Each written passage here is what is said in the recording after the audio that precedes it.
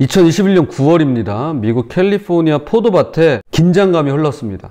기후변화로 수확 시기가 예년보다 3주나 앞당겨졌기 때문인데요. 농부들은 밤잠을 설쳐가며 포도의 당도를 재고 또 쟀습니다. 단 하루만 늦어져도 포도가 과숙해서 이 와인의 품질이 현저히 떨어지는 것이었습니다. CNN 보도에 따르면 어떤 농장은 새벽 3시부터 수확을 시작해야만 했다고 합니다.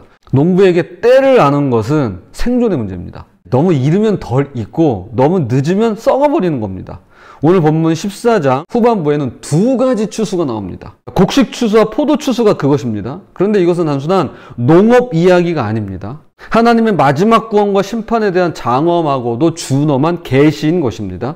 이 시간 이 두 추수를 통해서 하나님을 향한 확실한 소망을 발견하시기를 바랍니다. 자, 첫 번째, 보존을 위한 곡식, 그리고 파쇄를 위한 포도입니다. 보존을 위한 곡식, 파쇄를 위한 포도입니다. 14절, 또 내가 보니 흰 구름이 있고 구름 위에 인자와 같은 이가 앉으셨는데 그 머리에는 금면류관이 있고 그 손에는 예리한 낫을 가졌더라. 첫 번째 추수를 자세히 보면 인자와 같은 이가 나오는데요. 바로 우리 주님께서 직접 나서십니다. 15절에서 천사가 외칩니다. 당신의 낫을 휘둘러 거두소서. 땅의 곡식이 다 익어 거둘 때가 이르렀음이니이다. 그러자 16절에서 주님이 친히 낫을 휘두르며 곡식을 거두십니다.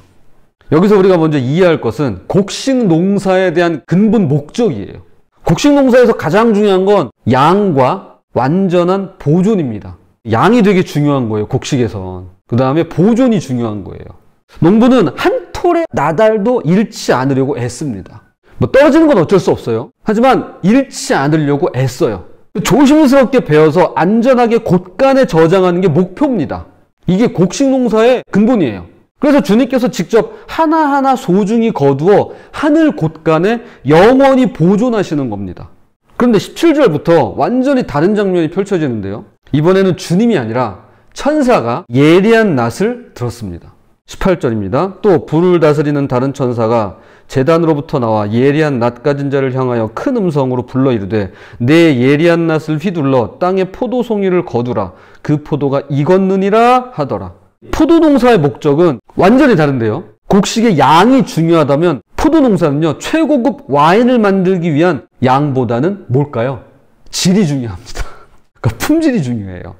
포도가 완전히 성숙해야 최상의 와인이 나오기 때문입니다. 그런데 여기서 포도가 익었느니라는 것은 긍정의 의미가 아닙니다. 죄질, 그러니까 죄의 질이 그 특성상 절정에 이르는 거예요. 죄질이. 그러니까 죄가 꽉 들어찬 거예요.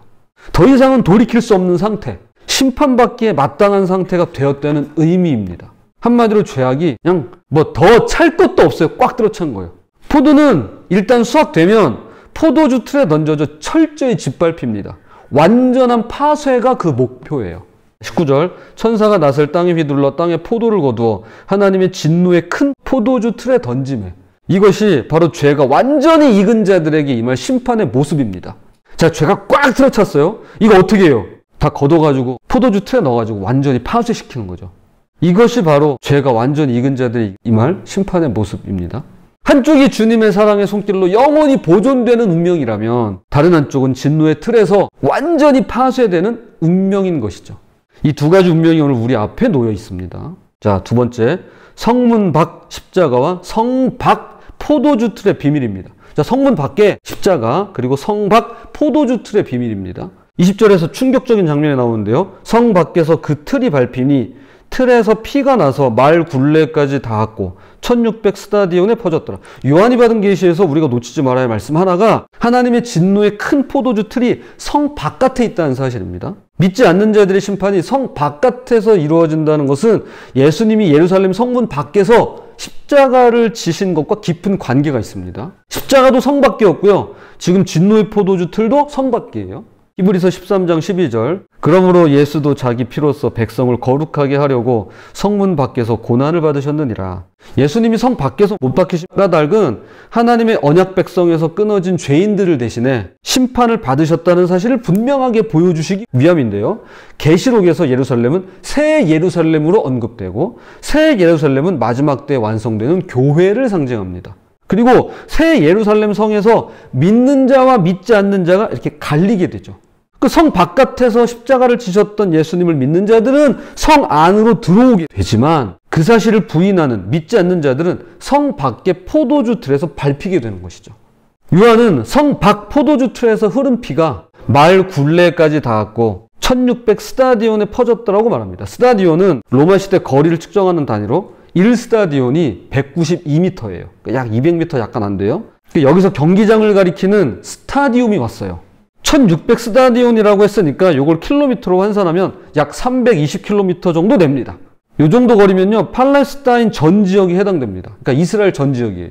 또한 1600은 사방을 의미하는 4에 4를 곱하고 4 곱하기 4 곱하기 10을 두 번 곱한 10 곱하기 10.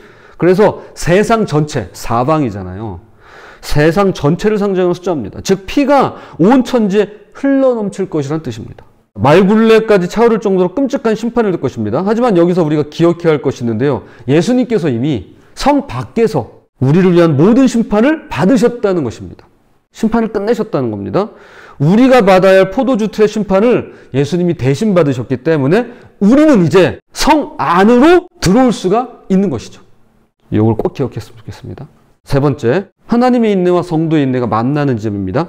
그렇다면 이 무서운 심판의 때는 왜 아직 안 왔을까요? 하나님께서 심판을 미루시는 이유는 우리를 향한 사랑과 인내 때문인데요. 한 영혼이라도 더 회개하고 구원의 추수에 참여하기를 기다리시는 것입니다. 그런데 여기에 놀라운 연결점이 있습니다. 자, 12절. 성도들의 인내가 여기 있나니 그들은 하나님의 계명과 예수에 대한 믿음을 지키는 자니라. 하나님의 인내와 성도의 인내가 같은 목적을 향해서 흘러가고 있다는 것입니다. 하나님도 인내하세요. 우리만 인내하는 거 아닙니다. 우리만 인내와 믿음 가지고 지내는 거 아니고요. 하나님께서도 우리를 향해 인내하세요. 하나님은 더 많은 영혼이 구원받기를 위해 인내하시고 성도들은 구원의 역사가 완성되기를 위해 인내합니다. 둘 다 승리의 그날을 바라보며 참고 기다리는 것이죠. 교우 여러분, 알곡과 진노의 포도주 사이에는 중간 없습니다. 그러니까 우리가 계속 보고 있잖아요. 중간 없어요. 중립 같은 거 없습니다. 둘 다 맞다라던가 둘 다 틀리다라는 어중간한 회색지대 따위 없습니다. 중립 없습니다. 성 안이냐 성 바깥이냐 알곡이냐 진노의 포도주 틀이냐 두 차이예요. 그래서 우리를 두렵게 합니다. 하지만 동시에 확실한 소망이기도 한데요. 만약 나 자신이 알곡 성도라는 확신이 없다면 지금이라도 속히 회개하고 돌이키면 됩니다. 방법이 있어요. 기회가 있어요. 하나님께서 열린 문을 두셨습니다. 회개할 기회가 우리에게 있는 것이죠. 하나님은 지금 이 순간에도 저와 여러분을 기다리고 계십니다. 그럼에도 불구하고 이 시대에는 또 다른 위험이 있는데요. 추수꾼이라고 하는 이야기 여러분 들어보셨을 거예요. 그 신앙생활을 좀 해보신 분들은 추수꾼이라는 단어를 아마 많이 들어보셨을 겁니다. 이 추수꾼이 처음에 여호와의 증인에서부터 왔습니다. 그런데 오늘날 우리를 미혹하고 유혹하는 이 이단 사설이 가장 위험한 게 있습니다. 그게 뭐냐면 신천지예요. 신천지가 추수꾼이라는 용어를 씁니다. 실상한 사천이 되고자 하는 그 추수꾼들이 있어요.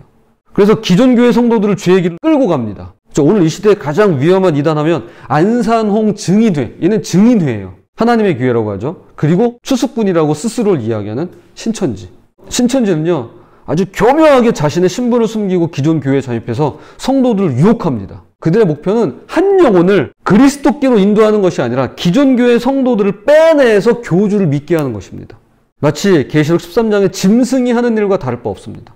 하나님의 참된 일꾼은 다릅니다. 전혀 달라요. 우리는 속이지 않습니다. 속여서 안 돼요. 그래서 거짓말에 대해서 조심하라, 경계해라 라고 말씀하는 이유. 우리는 예수 그리스도의 이름을 공개적으로 선포하며 사람들을 그리스도의 몸된 교회 지체가 되기를 사랑으로 초대합니다. 그럼에도 불구하고 하나님의 인내는 분명히 한계가 있습니다. 노아 시대에 120년을 기다리셨지만 결국 홍수의 심판이 임했던 것처럼 성도의 인내가 승리로 바뀌는 그날 하나님의 인내 또한 심판으로 뒤바뀔 것입니다. 하나님의 인내가 심판으로 바뀔 거예요. 그리고 그날은 죽임당한 어린 양을 인내와 믿음으로 따르며 성령의 인치심을 받은 성도들에게 마침내 영광의 그날이 될 것입니다.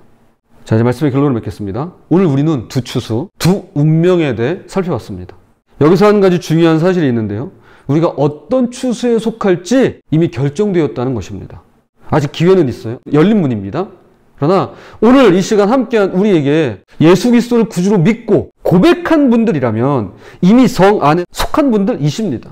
주님의 사랑의 손길에 거두어져서 하늘 곳간에 보존될 알곡들입니다. 이것은 우리의 노력이나 의로움 때문이 아니라 오직 성 밖에서 모든 심판을 감당하신 예수님의 십자가 공로 때문이죠.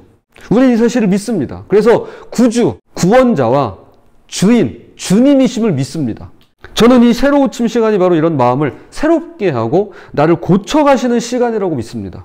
오늘도 내 감정과 내 기분은 나는 죄인이야 로부터 시작해서 나는 구원 못 받을 것 같아 이런 생각을 하게 만들 수 있습니다. 새로 고침을 통해서 알곡으로서의 정체성을 날마다 확인했으면 좋겠습니다. 하나님의 인내와 성도의 인내가 만나는 지점에서 우리는 더 이상 두려워할 필요가 없습니다. 하나님의 사랑은 우리에게 두려움을 주지 않습니다. 두 추수 중 어디에 속할지 고민하는 대신에 두려워하지 마시고 이거 고민하는 시간에 오히려 알곡으로 선택받은 그 사실에 감사함으로 승리를 누리며 살아가시기 바랍니다. 그래서 죄를 향해 달려가는 인생이 아니라 죄를 피해 달아나는 인생, 주님을 향해 나아가는 그런 삶이 되시기를 바랍니다. 그리고 아직 복음을 듣지 못한 이들을 위해서 기도하고 기회가 될 때마다 그들을 성 안으로 초대하는 복된 사명 또한 감당하시기를 바랍니다. 부디 주께서 오시는 그날까지 결말을 아는 자들의 담대함으로 승리가 보장된 자들의 기쁨으로 살아가시는 그런 저와 여러분이 되시기를 주님의 이름으로 부탁을 드립니다.